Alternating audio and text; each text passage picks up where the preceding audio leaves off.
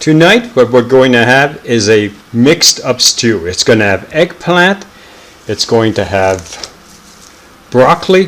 This is not broccoli. Oh, it is broccoli. It's going to have kale, a very strange looking carrot, and chard from the garden, including diced tomatoes, a couple cans of diced tomatoes.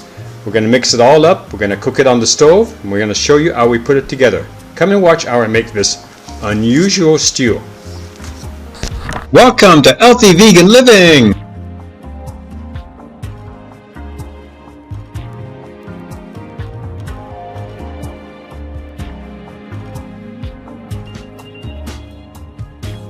Alright, like in all my stews, if you have fresh tomatoes, like I'm using undiced tomatoes, use that. But it might be the middle of summer, but I'm still using canned tomatoes because it just makes it a little bit easier. I use my fresh tomatoes for my salads. I didn't get that many tomatoes from the vine this year. I was using last year's tomatoes. Okay, so this pan is ungreased, and I'm not adding any salt because this has got plenty of salt. It's got 200 milligrams of salt, more than enough. What I'm going to do is rinse out some of the water out of here.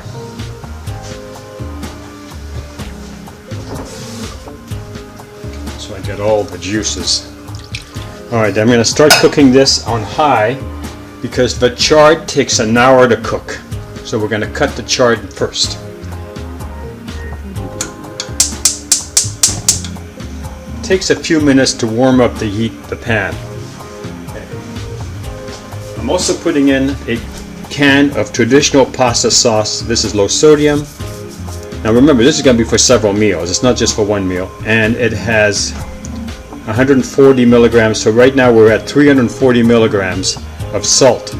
I'm not talking about any of the other stuff. We're just talking about salt.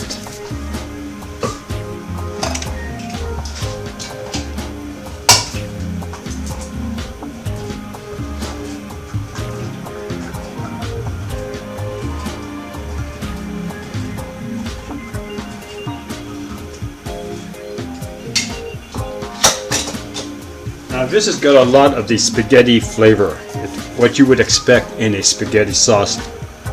Oh yes, it's delicious. Now this is going to warm up. The next thing we're going to do is cut the chard. So as you're picking your leaves, you don't want to get any of the dark ones. Looks like some of this got frozen while it was waiting in the fridge for me to make this dish. You know, so what you do is you take the dark leaves out, you get rid of those. And what you're going to do is you're going to use scissors, or you can use a cutting mat if you want. This has already been washed several times because chard has a nasty habit of being very gritty. It lives fairly close to the dirt. Here, let me show you what I'm doing. So this has been washed. All I'm doing is I'm using scissors and I'm cutting into ribbons. Now you see it's bright green right now. It's going to turn into, just like spinach, into a dark green. It takes about an hour cooking it on the stove like this. I've really been practicing my stews, and so that's what we're going to do. They're going to spread it out like that. And it's going to need a lot more than just I put in. I'm going to try to use up most of this bag. And this is what I'm talking about right here. See how the leaves are dark? You don't want this. Now, could you make it work? Of course. All it is it's a frozen leaf that turned black. But you don't have to. I still have a lot of chard in the garden. Like here's another dark leaf. We're going to take a couple of these, and then I think we're going to probably separate. I still have this entire bag of chard, and I'll be cooking it in the Instapot and showing you how to freeze it for other dishes. Because there's other things I want to add to the stew. So we're going to just add this little bundle right here. We're just going to add a little bit of carrot to it, just to give it some color. Because this is going to be a relatively green looking stew.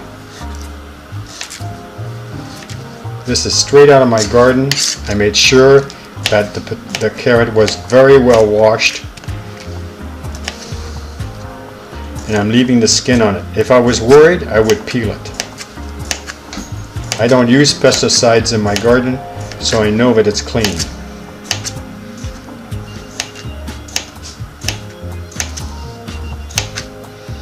I'm cutting them about 1/8 of an inch, but you know, it's just going to add a little different texture to the stew. It's going to be pretty mushy by the time we eat it, so I don't think it really matters. You can have it in bigger pieces if you like the texture. I'm just adding a little color and a little I think it's carotene to it. It'll just make my stew that much better. And the next vegetable we're going to take care of is going to be the broccoli. I'm going to eat this piece.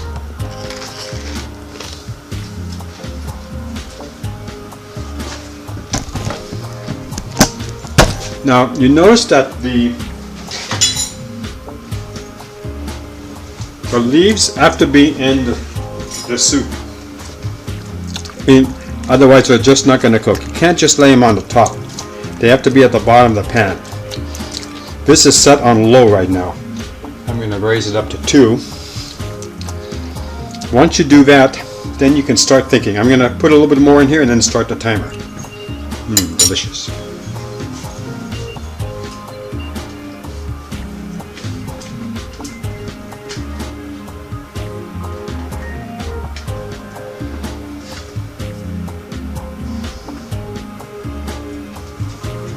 Now I made a lot of recipes with chard this year, and the reason why is because so many people said they were growing chard and they had no idea what to do with it. But I found that my best bet was to make stews in large cast iron pans and add many vegetables to it.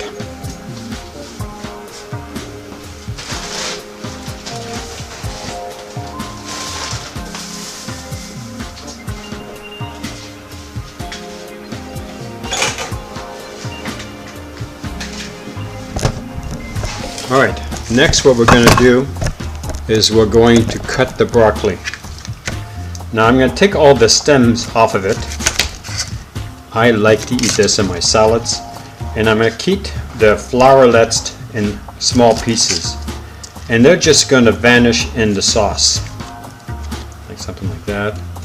Cut it close, they'll just fall apart. And I'm going to separate them. And let me show you how I do that.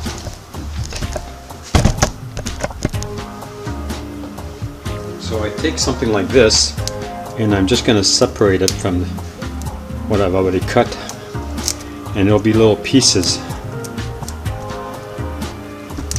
and they're going to get kind of tender, and that's going to be add another layer of love the stem. I have to stop eating it, otherwise I'm going to end up eating all of it and there won't be any for the stew. The same thing will apply to that. When we have it all down, you want to tap it into the sauce, and if you need to have more, just add more water, because you already have plenty of tomatoes from the diced tomatoes, and where does that can go? And the low sodium traditional pasta sauce. And you don't have to worry about salt. You don't need to add salt. It all came to it.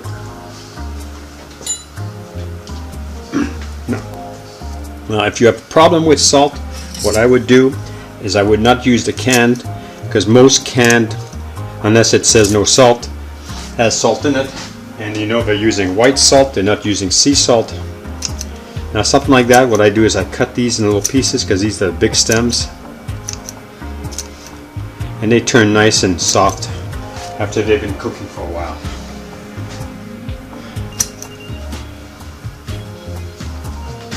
See, like here I got myself a stem right here. I'm going to cut it right down the top.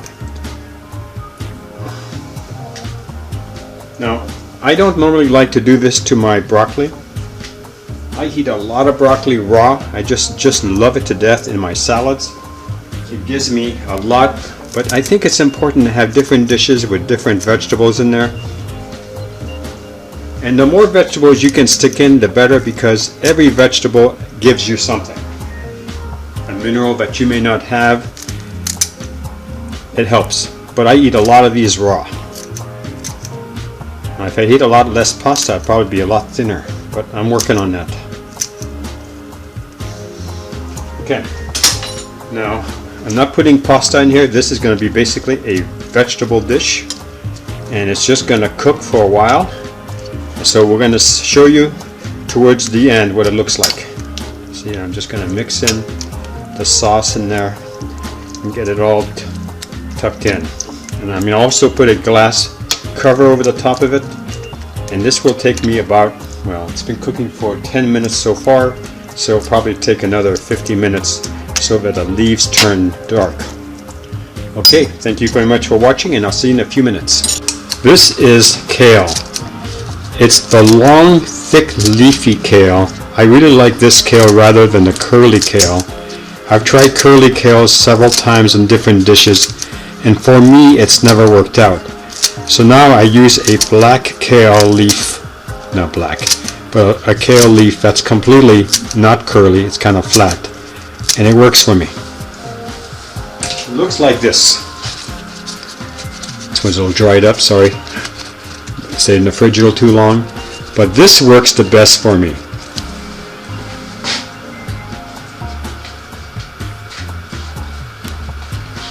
Here's a much nicer looking leaf right here.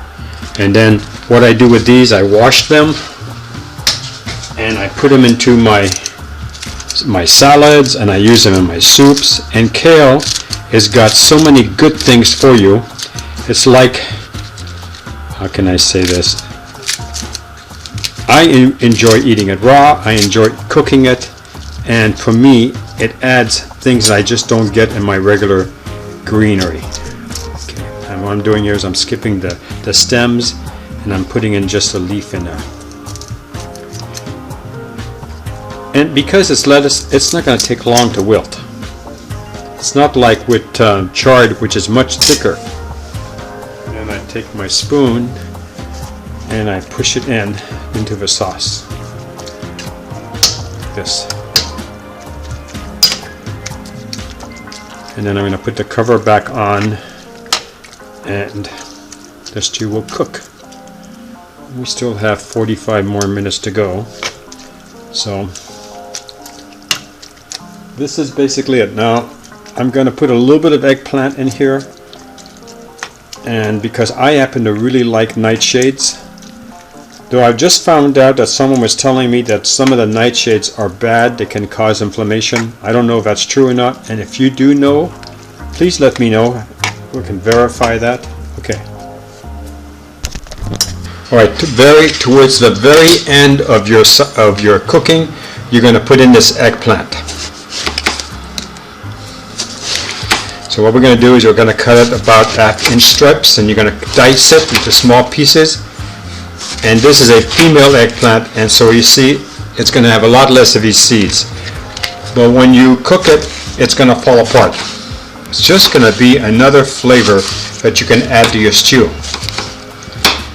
And even though you're doing this, you're going to have to bend it over and cut them like this. You want to dice them in like maybe 1/2 inch squares. It's not really that important. If one of it is 1/8 of an inch, just means it'll cook a little faster. And it's not going to be firm like a normal eggplant when you're cooking out of the oven. It's going to be mixed in with the soup, in this case the stew, and it will just vanish. But I just like this vegetable. I've always liked eggplants. I like them in just about everything. And if you've seen a lot of my videos, you know that I like eggplant. Okay, so here I'm going to put a couple on top of each other. Okay. I got this at Sprouts, in case you're wondering. And I think I got them for about 50 cents a pound. A little expensive for summer, but you know, what can I say?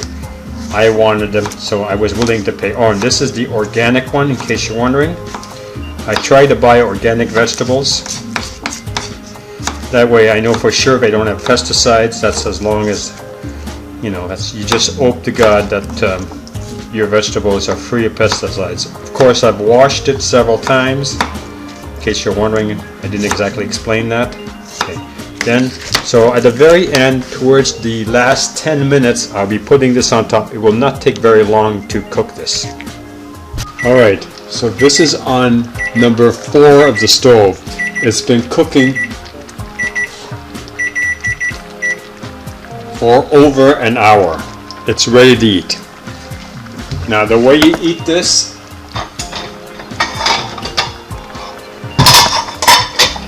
of course you could put it on a plate, but it's very liquidy.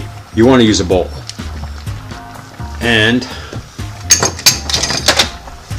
you can either use a metal scooper or a plastic one. What you're going to be doing, if you take a look at the leaves aren't light green anymore. You see, are they dark green? And that's what you want your chard to look like. And depending on how much salt you want, that's how much you want to eat. But this is about a bowl full. That's what I will eat for the night. I have a salad waiting for me also. Now, you see how it's continued to be bubbling? So what we're going to do is you're going to turn off the heat. It's going to continue to do that until you remove it from the stove. I'm trying to find something. I'm burning myself. It's a cast iron pan. It's going to continue to cook. Okay, so let's just have a little taste of it. Let's just taste a little bit of the sauce.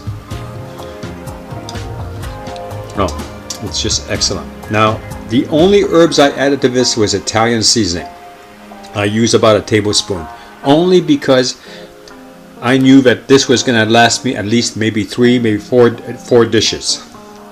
If you were really hungry, you could have 2 of these, but then you have to think about your salt.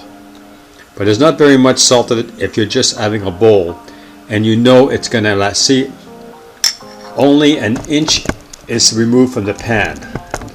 Okay? Alright, so let's see what it tastes like. Just a little bit of broccoli, it's got some chard and a carrot. You know, it's hot, so I'm trying to be careful. Yeah, it's too hot to eat.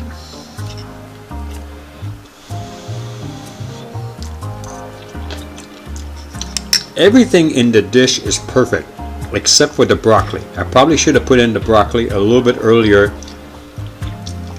And you know what? I forgot to put in something else.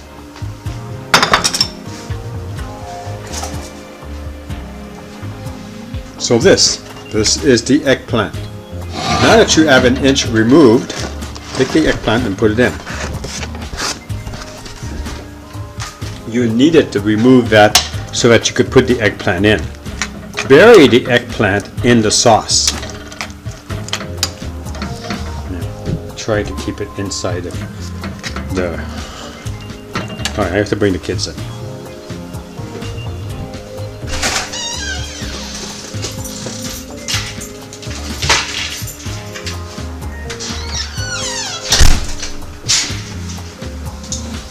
It can only stay outside so long. Okay.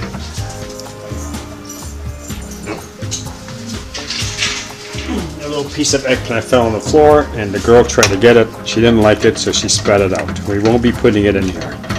Alright, so now just bury the eggplant in the sauce, then eat your dinner, and when you come back this will all be done.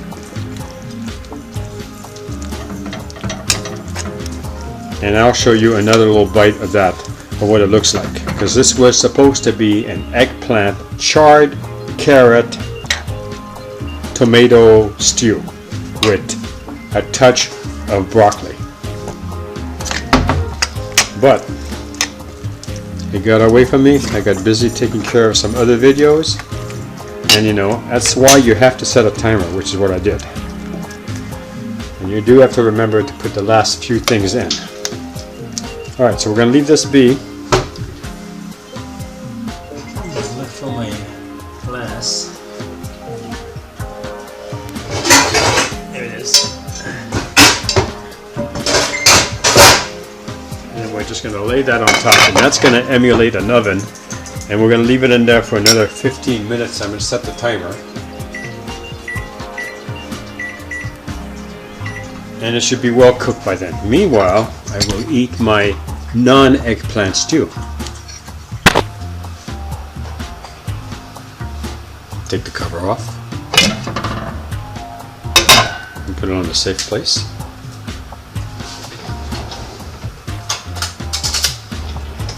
Just going to use a spoon. You can see that everything is all really nicely cooked. This is a small piece of eggplant. It still has a lot of texture. Well, that's actually a good thing for me anyway, because as I cook it in other meals that I have, it's going to retain some of the, otherwise these eggplant fall apart. But everything else that's in here is perfectly cooked. Look at that. So here you have a piece of eggplant and you have a piece of broccoli.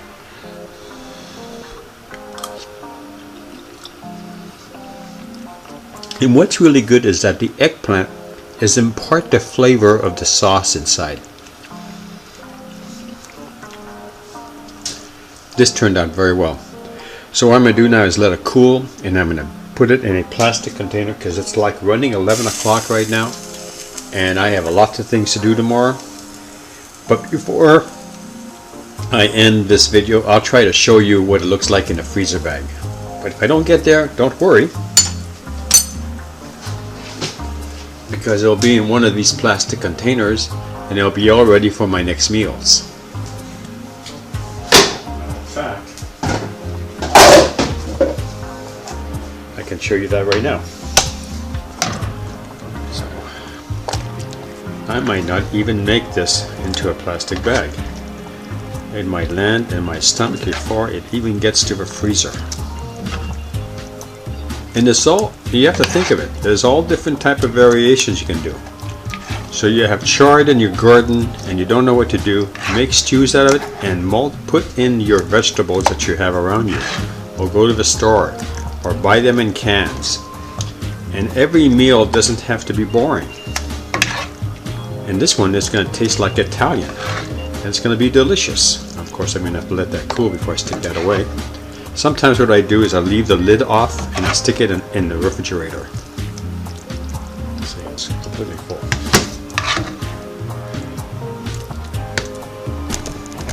See?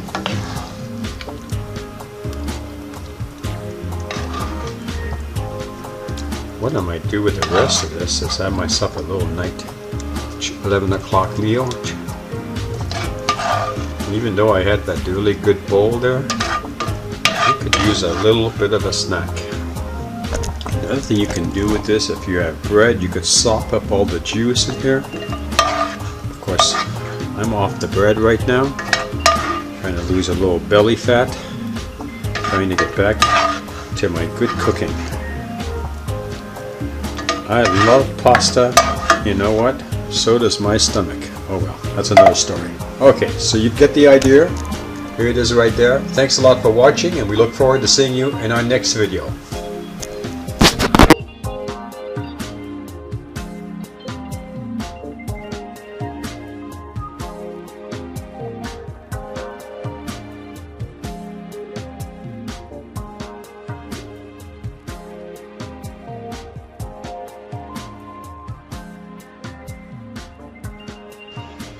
If you like this channel, please subscribe. If you like this video, give us a thumbs up. Thank you for watching.